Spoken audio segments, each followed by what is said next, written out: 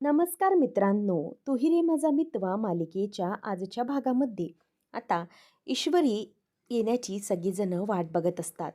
त्याच वेळेला आता ईश्वरी छान अशी तयार होऊन खाली येत असते आणि सगळेजण तिच्याकडे बघत असतात. तेव्हा मग अर्णव म्हणतो की हिअर शी इज मिसेस ईश्वरी अर्णव राजे शिर्के. आता तिला येताना पाहताना सगळेजण अगदी चक्क होऊन तिच्याकडे बघतच राहतात. तेव्हा मग राजेश आणि वल्लरी विचार करतात की अरे, ही ड्रेस घालून कशी काय आली? तेव्हा मग मामी विचार करते की मी तर वेगळी साडी त्यात फोटो ठेवले होते. मग हा नवीन ड्रेस कुठून आला हिच्याकडे? त्यावेळेला मग तिला आठवतं की दुसऱ्याच रंगाची पिवळ्या कलरची साडी होती. मग ही साडी नवीन कुठून आली? मामीच्या डोक्यात आता विचार यायला लागतो. त्याच वेळेला मग आता अर्णव म्हणायला लागतो की मिस इंदौर प्लीज कम. आता ती येत असताना मामीला धक्काच बसतो की नक्कीच काहीतरी गडबड आहे. ही नवीन साडी आणि हा नवीन ड्रेस आला तरी कुठून? त्याच वेळेला ती खाली येत असताना तिथून राकेश विचार करू लागतो की असं कसं घडलं? आता ईश्वरी खाली येत असते आणि ती खाली येत असताना सगळे तिच्याकडे अगदी आनंदाने बघत असतात. अंजली मात्र अगदी खुश होऊन तिच्याकडे बघत राहिलेली असते. आता अर्णव ईश्वरीला हात पुढे करतो आणि तिला पुढे येण्यासाठी मदत करतो. मिस इंदौर प्लीज कम असा तिला तो हात देतो आणि तिला खाली यायला सांगतो. ईश्वरी आता त्याच्याकडे बघतच राहिलेली असते की अर्णव इतका आनंदाने मला हात देत आहे आणि मला खाली घ्यायला येत आहे. ईश्वरी आता त्याला हातात हात देते आणि ती पण खाली येते. तेव्हा मग हे सगळं बघून अंजली म्हणते की ओ माय गॉड, ईश्वरी तू खरंच खूप छान दिसते. आता ईश्वरी खाली आल्याबरोबर सगळे तिचं असं कौतुक करत असतात आणि अर्णव पण ईश्वरीला बघून खूपच आता खुश झालेला असतो. तेव्हा मग अर्णव तिच्याकडे बघतच म्हणतो की miss Indore really very you are looking very cute असं म्हणून आता तो तिलाही खाली घेतो. हे सगळं होत असताना आता राकेशचा मात्र जळफळाट होत असतो. तो विचार करतो की हे नक्की काय झालं असेल? म्हणजे इतक्या कमी वेळामध्ये दुसरा कॉस्ट्यूम कसा काय तयार झाला असेल? कारण त्या कॉस्ट्यूमची तर मी वाट लावली होती. तर ईश्वरी खाली आल्याबरोबर अर्णवला बघतच अंजली म्हणते की अर्णव खूप मस्त. तेव्हा मग आता अर्णव विचारतो की ताई कसा वाटला हा ड्रेस? तेव्हा ईश्वरीला बघतच मामा म्हणतो की खूप खूप सुंदर, अप्रतिम. भाच्या अगदी मस्त ड्रेस डिझाईन केला आहेस आमच्या ईश्वरीसाठी. खूपच खुलून दिसतोय तिच्यावर, खूप सुंदर दिसते. त्यावेळेला मग आता या सगळ्यात राकेश विचार करतो की काहीतरी गडबड नक्की आहे. म्हणजे आम्ही तो ड्रेस गायब केला, त्यानंतर तो जाळला. मग एवढ्या कमी वेळात या चिंटुकल्याकडे हा ड्रेस आला तरी कसा? तेव्हा आता अंजली विचारते की काय गं ईश्वरी? ईश्वरी म्हणते की ताई कशी दिसते मी?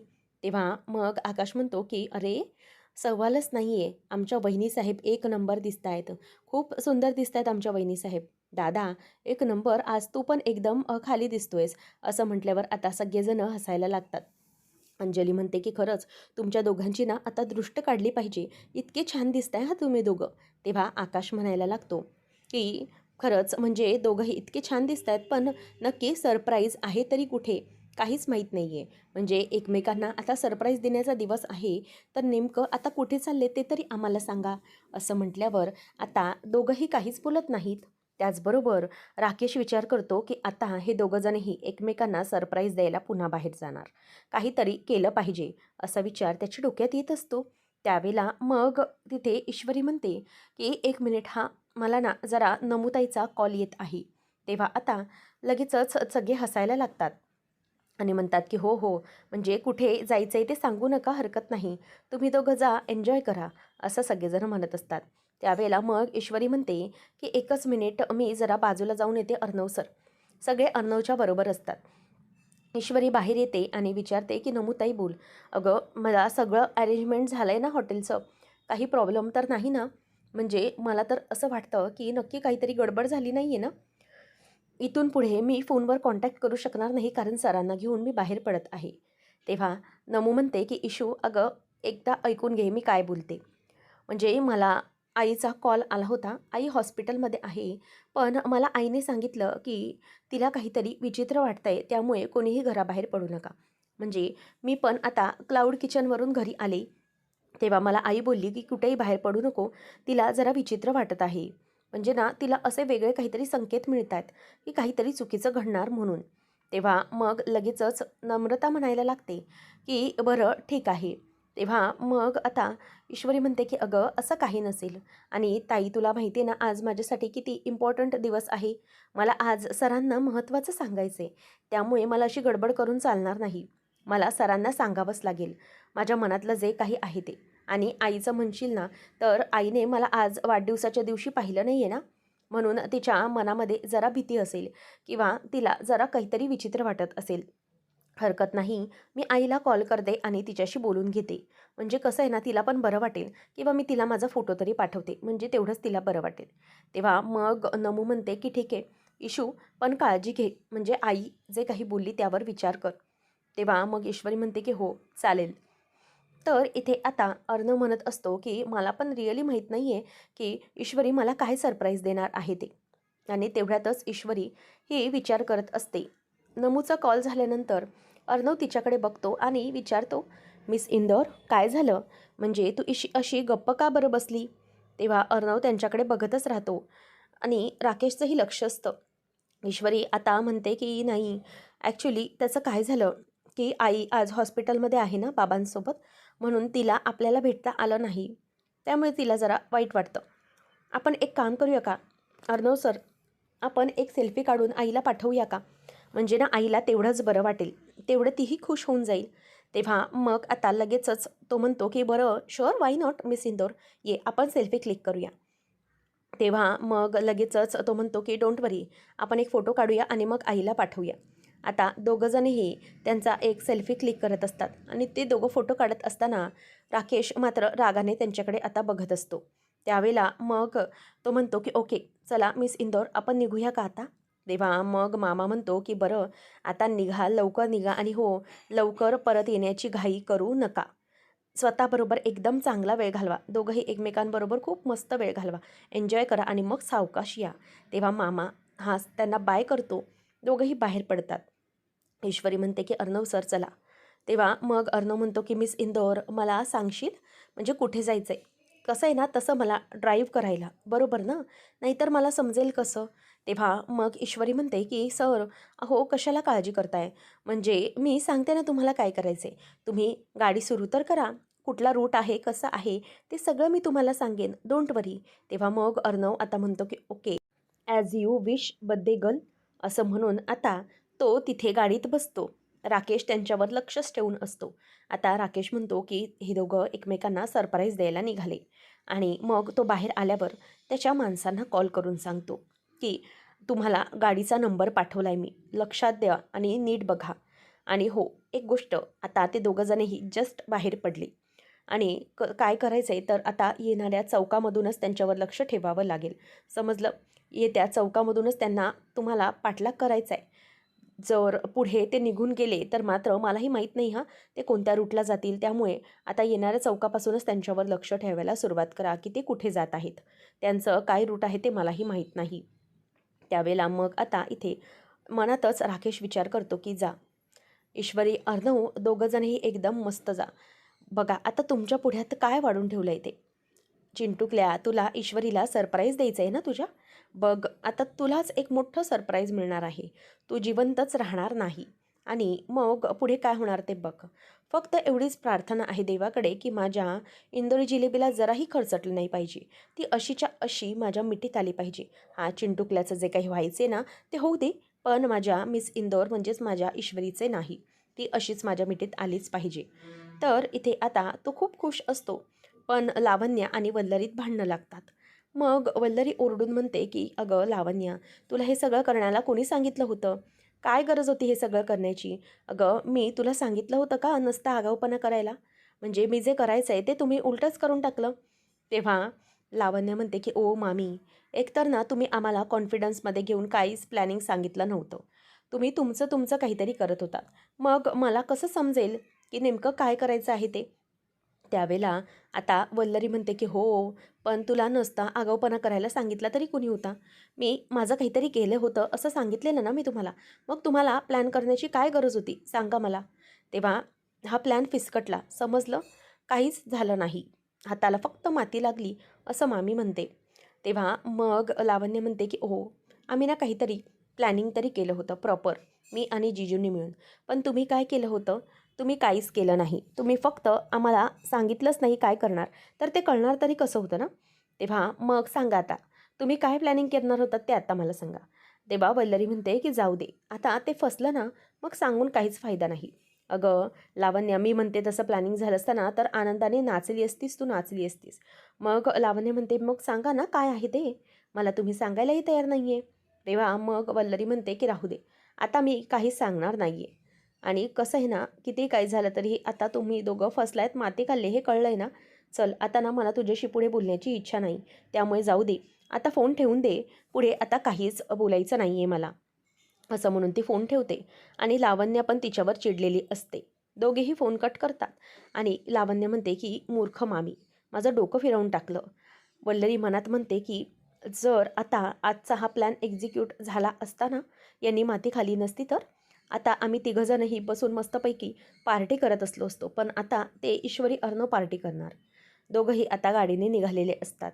अर्णव म्हणतो की मिस इंदोर, इथून पुढे कुठलं रूट आहे? ईश्वरी म्हणते की अर्णव सर, इथून पुढे डाव्या बाजूला घ्या तुम्ही. आणि मग अर्णव जसं ईश्वरी सांगते तसं निघत असतो. आता अर्णव हसायला लागतो. ईश्वरी म्हणते की काय झालं सर? तेव्हा अर्णव म्हणतो की मिस इंदोर, मला ना हे सगळं अगदी वेगळंच वाटतंय. म्हणजे एक इंदोरची मुलगी मुंबईच्या मुलाला रस्ता सांगणार आहे, ते पाहून मला खरंच खूप अगदी वेगळंच वाटतंय. तेव्हा अर्णव आता गालातल्या गालात हसायला लागतो. ईश्वरी म्हणते की अर्णव सर, ठीक आहे, हरकत नाही, निघा. मी सांगते तसं चला. तेव्हा आता गालातच ती हसत असते. अर्णव म्हणतो की पण मिस इंदोर, सरप्राईज तरी काय आहे मला माहीतच नाही आहे. तेव्हा ईश्वरी म्हणते की चला ना अर्णव सर, सरप्राईज आहे ते तुम्हाला मी आता कसं काय सांगणार, तुम्ही चला, मग तुम्हाला दिसेल. आता ईश्वरी एका ठिकाणी गाडी आणायला सांगते आणि जी जागा असते तिथपर्यंत ते पोचत आलेले असतात. ईश्वरी ही तेवढ्यातच म्हणते की थांबवा गाडी सर. आता अर्णव गाडी थांबवतो. त्याच वेळेला बरोबर समोर काही गुंड उभे असतात. तेव्हा अर्णव म्हणतो की मिस इंदोर, नक्की काय आहे? हे आहे का तुझं सरप्राईज? तेव्हा आता लगेचच ईश्वरी म्हणते की सर, काही काय बोलताय तुम्ही? हे कसं माझं सरप्राईज असेल? तेव्हा मग तो म्हणतो की मग नक्की हे काय? ईश्वरी म्हणते की मलाही माहिती नाही आहे सर हे सगळं. तुम्ही पागल झाले आहेत का? तेव्हा आता ते गुंड जे असतात ते ईश्वरीला म्हणजेच अर्णवला गाडीच्या बाहेर पड असं खुणावत असतात. तेव्हा मग ईश्वरी म्हणते की सर, अजिबातच बाहेर जाण्याची गरज नाही आहे तुम्हाला. अहो ते माथे फिरू गुंड आहे. तुम्हाला बाहेर जायला नाही पाहिजे सर. प्लीज नका फिरू. तेव्हा मग अर्णव हा ऐकत नसतो. तो म्हणतो नाही मिस इंदोर, मला जावं लागेल. ईश्वरी म्हणते की सर प्लीज जाऊ नका. तुम्हाला माहिती आहे ना काय करू शकतात ते. ते काहीही करू शकतात, त्यामुळे प्लीज तुम्ही बाहेर पडू नका. तेव्हा अर्णव म्हणतो मिस इंदोर, मला माहिती आहे या लोकांना कसं ट्रीट करायचं ते. तू अजिबात घाबरू नको आणि अजिबात इथून गाडीच्या बाहेर पडू नको, समजलं?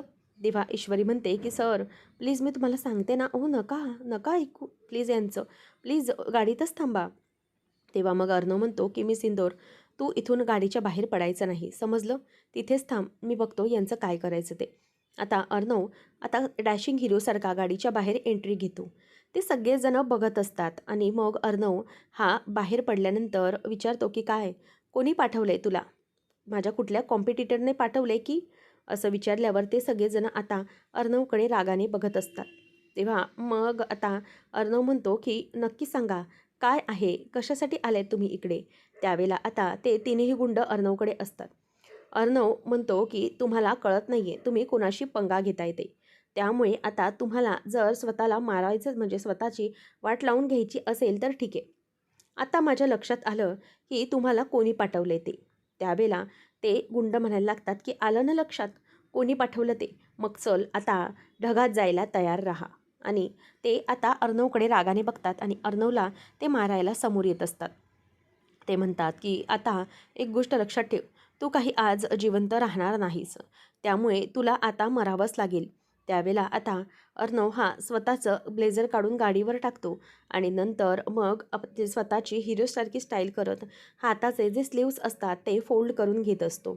आता ते दोघंजणही गुंड येतात, अर्णवला मारायला जातात. तेवढ्यातच अर्णव आता त्या दोघांची ही ज्या हॉकी स्टिक असतात ते अगदी गच्च पकडतो आणि गच्च पकडून ते दोघांनाही तो अगदी लांब दूर फेकून देतो. आणि आता अर्णवची ती ताकद पाहून ते दोघंजणही अगदी थक्क होऊन जातात आणि त्या तिघांना अर्णव एकटा भारी पडत असतो. ईश्वरी गाडीतून घाबरलेली असते. ती म्हणते की काय करू मी? गणू बाप्पा प्लीज सरांच्या मदतीला ये. आता दोघंजणही असतात. अर्णवला अर्णवने आता त्या दोघांनाही अगदी घट्ट धरलेलं असतं.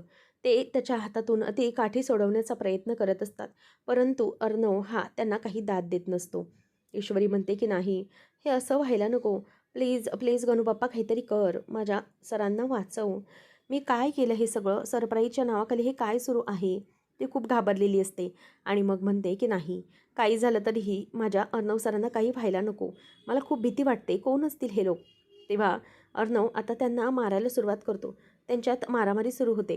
त्याच वेळेला आता ईश्वरीच्या डोक्यामध्ये एक प्लॅन सुरू होतो आणि ईश्वरी ही काहीतरी करायला जाणार असते. तेवढ्यातच एक गुंड येतो आणि तो अर्णवला धरण्याचा प्रयत्न करत असतो आणि बाकीचे पुढचे दोघे जण असतात ते अर्णवला दबाव आणण्याचा प्रयत्न करत असतात. आणि तेवढ्यातच ईश्वरी काही करायला जाणार असते. अर्णव हा ओरडतो आणि जोरात त्यांना मागे खेचतो. त्याच वेळेला आता अर्णवची ताकद त्यांच्यापुढे खूपच जास्त असते आणि त्यामुळे हे सगळं होत असतं. ईश्वरी ती मुद्दामच पोलिसांचा हॉर्न सायरन लावण्याचा प्रयत्न करत असते मोबाईलमधून आणि गाडीची काच ती उघडते जेणेकरून मोबाईलचा तो आवाज हा खिडकीच्या बाहेर जाईल.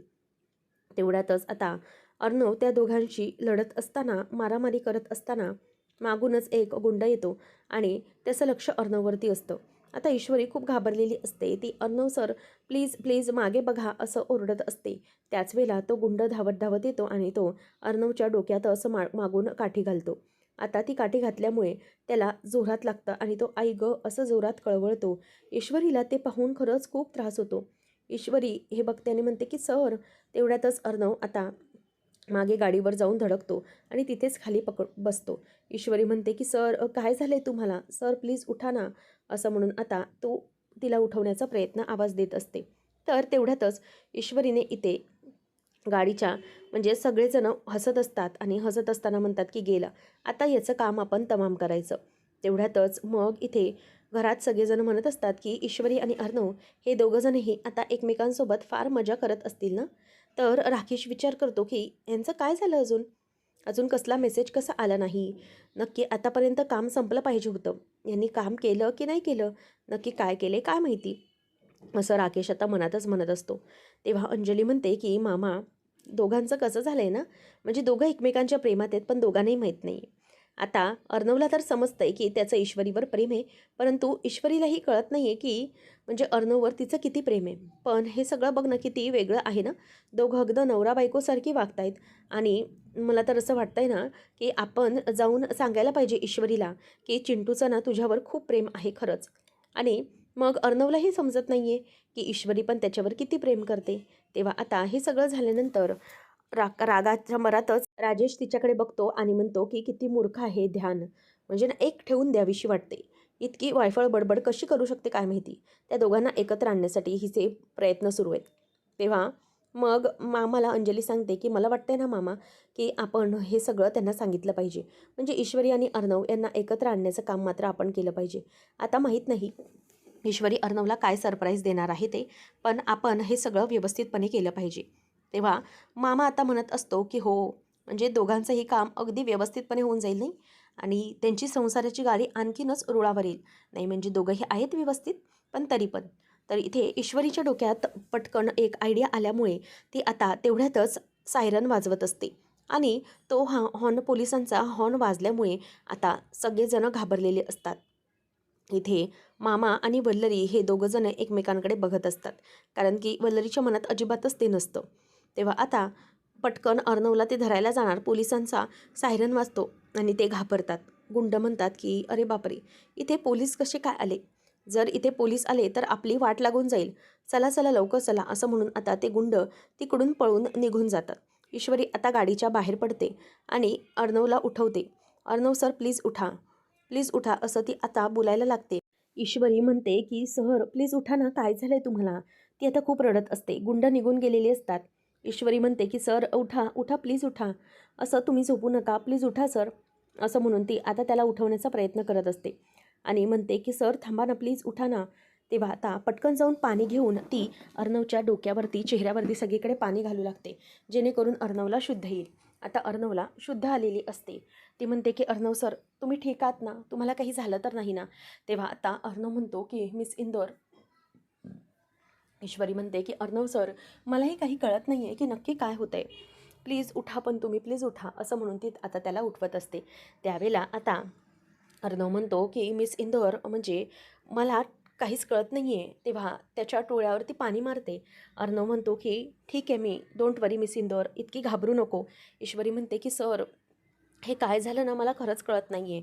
तुम्हाला काही वाटतंय का? तेव्हा अर्णव म्हणतो की हो, अगं माझ्या डोक्याला लागलं, परंतु अजूनही कुठे रक्त वगैरे आलेलं नाही, फक्त डोक्याला मार लागला आहे. ठीक आहे मी. तेव्हा ईश्वरी आता देवाला हात जोडते आणि म्हणते की गणू बाप्पा, तुझे खूप खूप आभार. अर्णव सरांना काहीही झालेलं नाही. तेव्हा मग अर्णव म्हणतो की पण डोक्याकडे मानेकडे खूप दुखतंय. ईश्वरी म्हणते की सर, तुम्ही प्लीज गाडीमध्ये बसा. मला खरंच असं वाटतंय की उगाचच आपण आलो. मला खरंच वाईट वाटतंय. हे सगळं असं कसं काय झालं? तेव्हा अर्णव म्हणायला लागतो की मिस इंदोर, प्लीज तू स्वतःला त्रास करून घेऊ नको. ती देवाचे आभार मानत असताना तिच्या लक्षात येतं, आईने सांगितलेलं होतं की घराबाहेर पडू नका, तरीही तिने ऐकलं नाही. म्हणजे आईला जो संकेत मिळाला होता तो खराच मिळाला होता. मी घराबाहेर पडायलाच नको हवं होतं, असं ईश्वरी विचार करते. आता पुढच्या भागामध्ये अर्णव ईश्वरीला म्हणतो की मिस इंदोर, हा जो हल्ला होता तो माझ्यावरती, मला लक्षात आलं कोणी घडवून आणला होता. हे सगळं केलं होतं ते म्हणजे त्या राजेशने. त्याने मुद्दाम आपला प्लॅन स्पॉईल करण्यासाठी हे घडवून आणलं होतं.